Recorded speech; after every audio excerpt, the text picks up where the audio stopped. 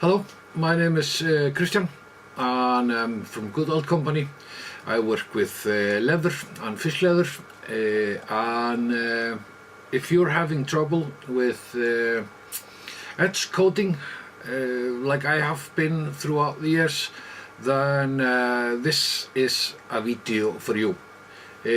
Stay with me, subscribe for further videos, and I'll get back to making edges the way that you want to.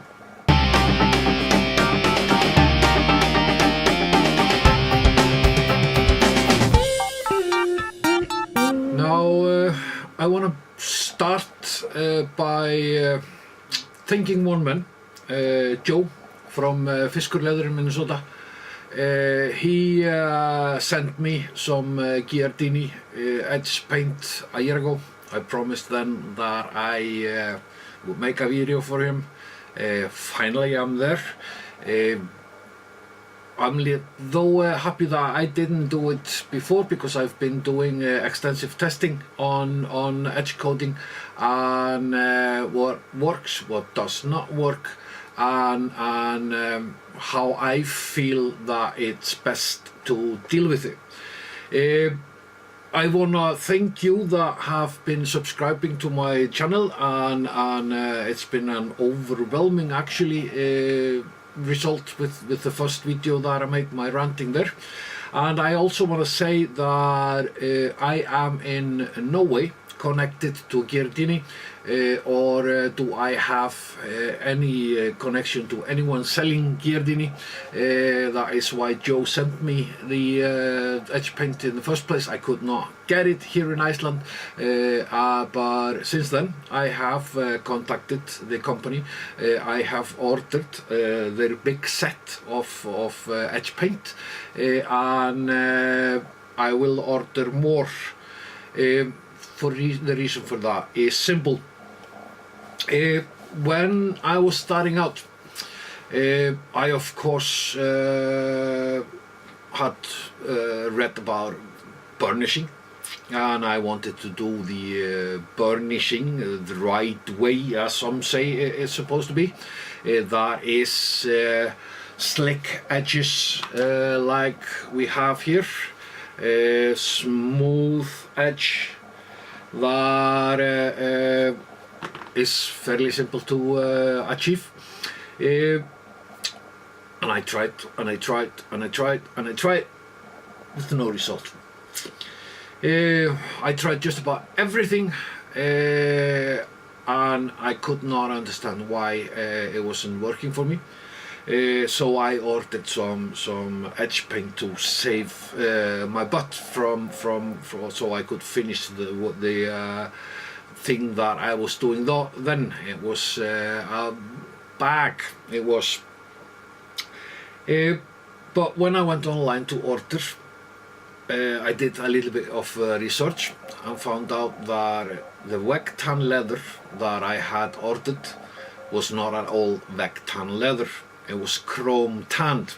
That could be seen by the blue in the middle of it. It was not aniline. It was just colored on the outer and inner edges. So no matter how I would have tried, this was never ever gonna work. Now I got what they could sell me in the shop that I knew about then. I was in Norway, and that was edge coat from Fipping with an applicator. To tell you the truth, I don't know why I still own this. I think this is the best thing that you can do with it. It's absolutely useless. I had hell trying with it, and in the end, when I was just about giving up, I went online to see what I could find, if I could find other shops in Norway at that time that could sell me this, and that's when I found this from Fennis. This is something that I can also buy in Iceland. Yeah, I won't complain about it. I've done quite a lot of things with it. It took me quite a while to learn how to use it, how to get it to work. It's not easy, so when Giardini came out with their edge paint, I wanted my hands on that, and I wanted to try that. And that's when Joe sent me a box of black one that I tried out, and I fell in love with it instantly. That does though not mean that there are a lot of things that you need to think about. First of all, they have this in dense and semi-dense, and also in matte. My preference is the dense one.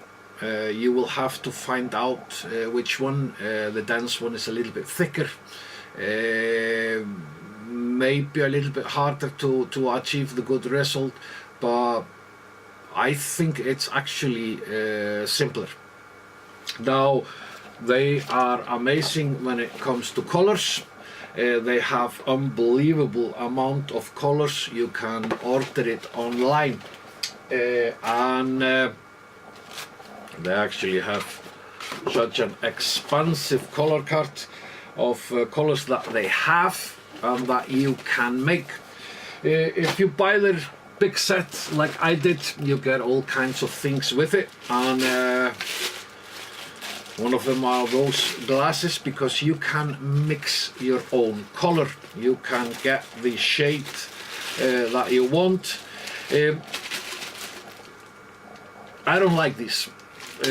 To be frank, these are too thin, wasting too much material, but I like being able to do the color that I want. For example, I wanted that a little bit darker blue. I made that. The purple one that I have here, I made it closer resembling the fish leather that I have here. So, and that is fairly easy to mix it. So if we get to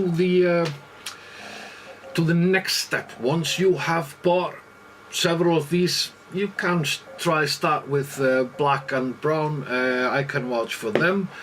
The next thing you want to get is something like this jar here. I bought a bunch of them here. You could also use these schnapps glasses to pour into. You don't want to use the pencil or whatever you're using into the big bottle.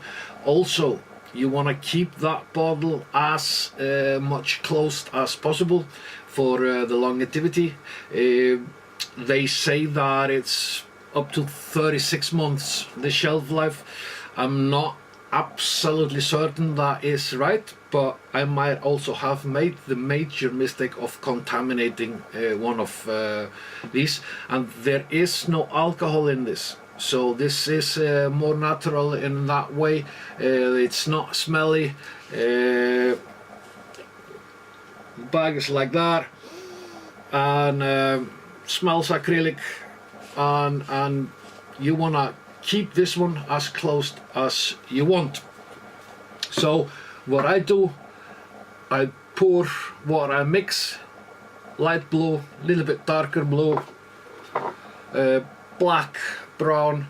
I keep it in these. They are very nice. The thing is, this I'm thinned out with water, and I used normal water, and this is contaminated. It's ruined. It's gone. You don't want it.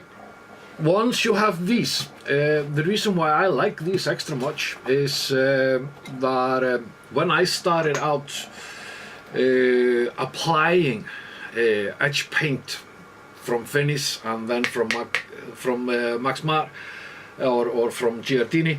I was using pencils that I dipped in. They became hard and I could control it fairly well. I don't use them anymore. Roller comes with a kit from Giardini. You can buy it online on Amazon and here and there and everywhere, Etsy and probably and everywhere. I highly recommend getting one of these. This mat here, fake grass mat, very good to have. Now the company itself says that when you are dealing with edges and you want to smooth them out, then bright cloth or something like this is the best. You apply one round and yes, it's good to have. That is, if you're dealing with wet-tan leather or chrome leather and only leather. I have this cloth, I have this one, that is good. If you, on the other hand, are dealing with reptile leather or fish leather, this can get caught up in that and ruin the project. So you don't want to use that on fish leather. For that you need sandpaper or sanding paper grit of 180, 51, 400, 240, and this is 800. I rarely go above 800 in the grit. That is basically what you need. Now, one thing that you might want to have for mixing, you could have bowls like that for color mixing from acrylic, pipettes to get up the amount. They have a scale on it. They are cheap and even reusable. You can clean them because you can clean everything with water. Spoons like that, measuring spoons, and a stirring rod. This is one of the most important things that you want, because when you get this with many colors and paint and stain and things like that, you want you basically want to shake the bottle. In this case, don't do that. You do not, absolutely not, want air bubbles in the bubble, in the bottle. So if you need and feel that it has settled because it's been standing for a long time, roll it a little bit. Just gently roll it around a couple of times, let it stand a little bit on the top before you open it and pour into something that you're going to use. We have here red paint, and I'm going to pour a little bit of it. Now, when you do that, you will have a spillage. This spillage you want to dry off quite well, because if you then put the lock on, you won't open it up in 2 months. So now we have a working solution, and the constance of it is quite nice. One thing that you wanna do is that you wanna learn about how the color is acting and the flow of it, and you want to keep it in a constant heat. That is very important because of the consistency of the paint. You wanna know that it is not too thick, not or not too thin. So you want to keep it in a rather constant heat. Someone had a refrigerator and had one shelf for its color in the refrigerator. Then he knew that it was on the right in the right consistency. If you feel like I did in this one, the consistency is not right, it's not floating the way you want smooth flow of the color, don't do like I did in this and use normal water. Use distilled water, as clean as possible. The reason why this is contaminated is because I used normal water, and within a month this was gone. So you want to use distilled water for this. Now then working with it is quite easy. One thing, let's see what we have here. We have a bunch of wallets here in different states. I'm gonna pick up one that we can use. We have the red one here and the black one here. We have the purple, blue, and blue, and these blue. This is a blue that is has been painted once and then sanded, painted twice, and I have one more, and this one is super smooth, painted twice, but with a special technique that I will get back to in a minute. Let's see, let's take the red one here. So I have some edges here. What I do in the beginning is I may take 240, start with that. Of course, number one is to cut the edges straight. If you do not cut them straight, if they're like this, when you apply the color, it was gonna be similar to this. You will see the line between.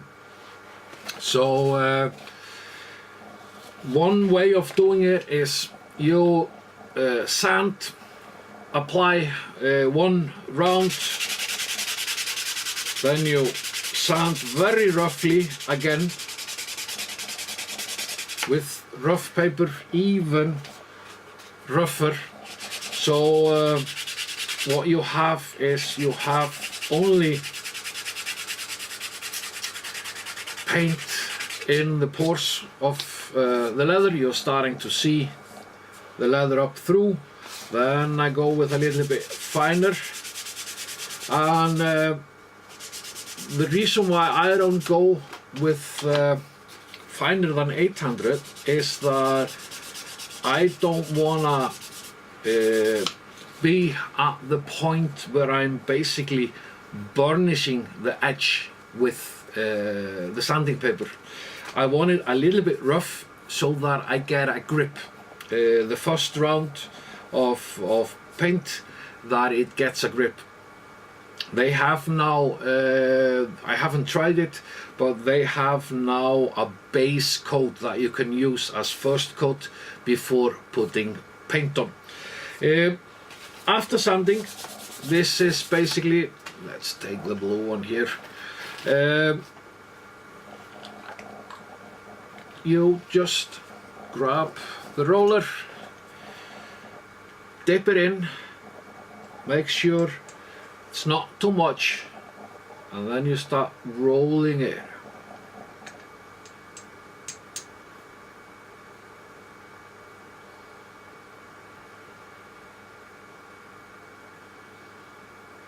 See how easy it is? It looks fantastically easy. What you wanna make sure of that that you don't roll too fast. That may create bubbles, and you wanna make sure that the color is flowing. Those of you that have worked within the car industry, you know about car paint, how you talk about how it floats. You want to see that it floats, and you want to watch it in good light and see that there are no gaps in it. It is same amount lying there on top, and this is basically it. To clean it, you can put it on the tap. I don't have water here, so I use this spray can, spray it like that.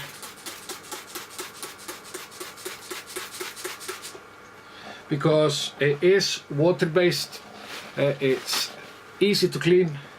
Roll it like that and make sure there is no color here, and that's it, ready for next color. So when I have done this second round, I let it dry. I let it dry for at least an hour. At that stage I look at it how it is. If I don't like the look of it, I go with very fine paper like 800, smooth it out and apply the next round. We had here red. This is number 2. This is not looking good. The reason why I want this is because there are gaps in between, and it's very good to let things dry on it. So we have here some that I have done one round on, and it's not good. I don't know if you see it, but I'm seeing the lines. There are some bits in it that might be gluing bits, and I wanna roughen this out, and I feel already that this is too fine, so I just sand it down. Sand it like that until that line that is between the two layers of leather, the fish leather and the main leather, or if you're using chrome tanned leather, 2 rounds of chrome tanned leather or reptile leather, you just make sure that you sand after the first round. I sanded roughly before the first round, but mainly sanded after the first round, and that's why I want to try out this base coat that they have advertised, that they have now, see if that is something to be used. And here we have good line in between, so I want to go way down.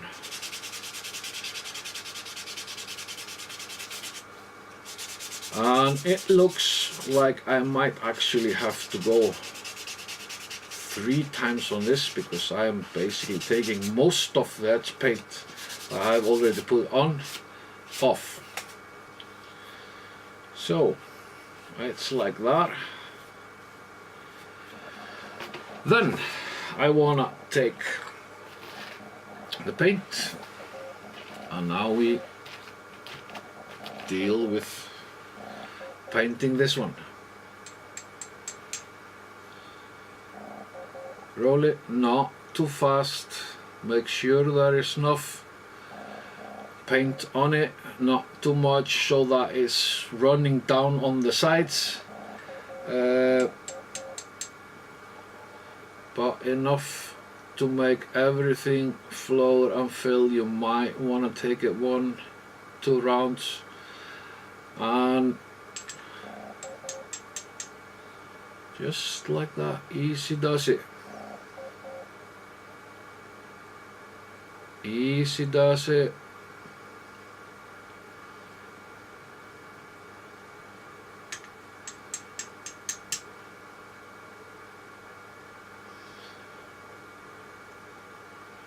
See, perfect edges, not overly too much, and then we just lay it down here. We close this one.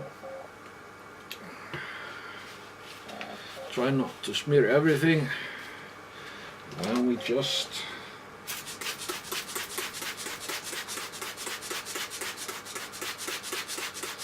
I might have to mop the floor, but that is okay. This is the garage. So we clean out everything. If you by any chance do not clean it completely, you are in a hurry, that happens once in a while, then you can always go in there with a needle and get it to work again. Clean it up completely. So now we let this dry for an hour, and then we have a look at it, see if we want to do it again. Now there is a way of matting it by sanding it after the second time. I would then use at least 2000 sanding paper of the grit, 2000 if you're gonna mat it. You can also do like I tested on this one. This is purple salmon leather with some French goat.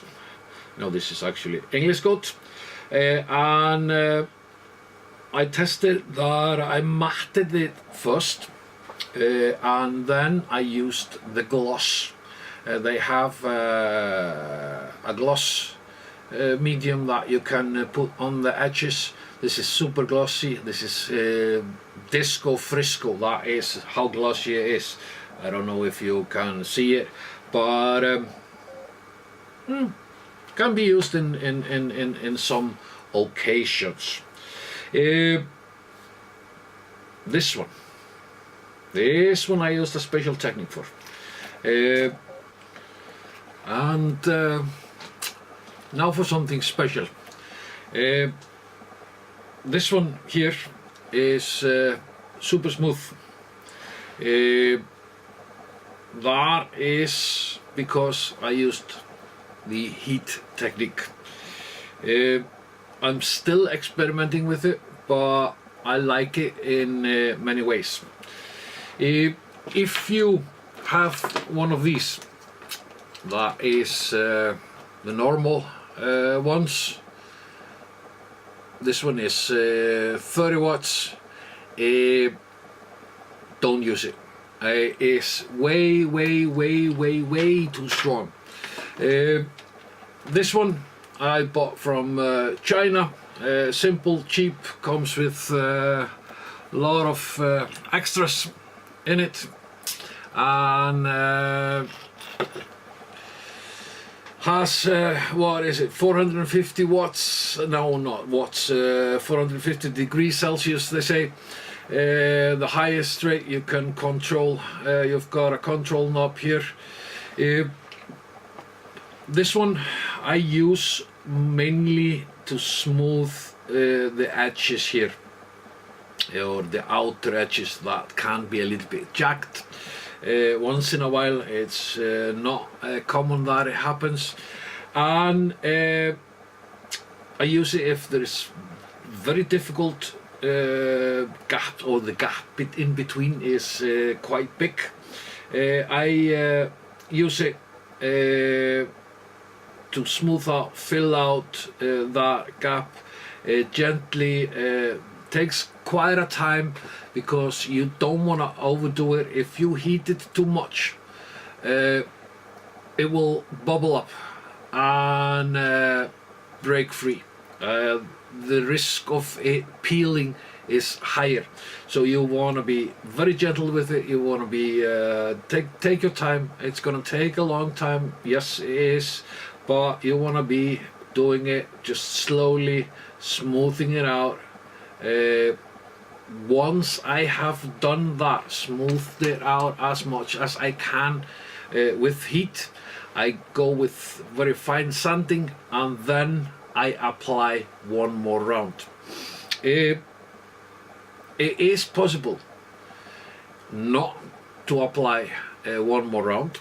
You could smooth it out, then buff it, wax it, use the heat again on that wax, and then buff it with a cloth or your old jeans or something like that, and that will give you an edge that is semi-matte, not completely matte, but semi-matte, but a nice and extremely smooth version. This of course takes much more time than anything else that you do.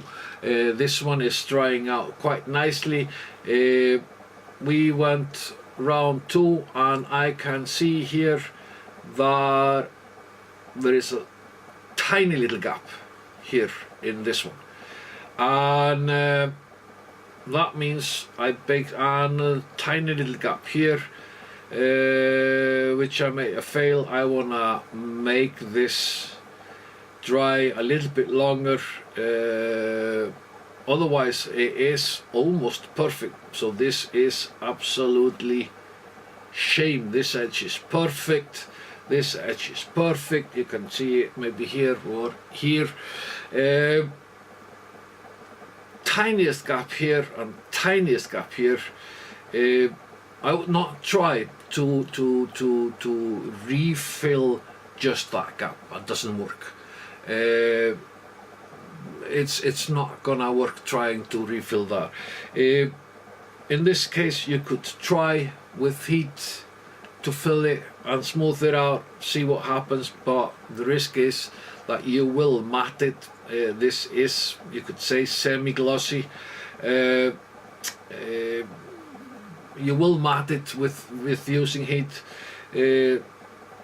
I will probably just sand it up again and do the whole edge again and make sure that flaws like that is not gonna happen. That is the way I would use it. Now that is most of what you need to know. I have here a leather pocket for a prototype of wallet that I am making. I lined it with gel and then I etched or edge painted all the edges, and this seals the edges. It makes sure that the material, whatever you're using as lining, sits there. You can roll it and do whatever you want with it. It doesn't seem to be opening up, and you will have to play quite a rough game on it to open up. So that is a nice little trick. You can help or increase the longevity. No stitching, as you can see in this one. So I'm doing this, and two things. The material is not losing, and the edges the edge paint is not breaking. That shows you how versatile it is, and it doesn't crack, it doesn't break. That is one of the reasons why I am in love with it. I have here a larger version, thicker, and it's the same. It doesn't crack. It's still smooth. Can smooth it out. It doesn't open up, and the lining basically is sitting there. So that is one of the tricks that you can use. Now you can go and play with colors. I have here a white one, needs at least one more. White is of course tricky when it comes to leather and painting, whatever you are painting on leather, whichever, if you're using acrylic colors or whatever colors, white is always a problem. You will need more than one round with white. White feels to me similar like semi-tense. So you might need more of that. Blue, you can have that. You can, this one is actually nothing. And you can see the gap between. Here I need to do a little bit more cutting, cleaning out this edge. It's not 100% as it's supposed to be. I can see there is a little bit glue there. I will sand until I don't see glue and I see as little gap as possible between those two layers, and clean that up, then apply one round, let that dry for about an hour, sand it, apply another round. If I'm not doing good enough cutting here and I still feel that I am having trouble, I might turn to using the heat. Sometimes I use heat, apply heat, smooth it out with heat, then I take 800 paper, sand it after that, smooth it out even further before I apply the next round. That means that I might be doing as much as 3 rounds on it. This glossy is very disco frisco. So using edge paint, in this case from Giardini, is not that complex if you just take your time.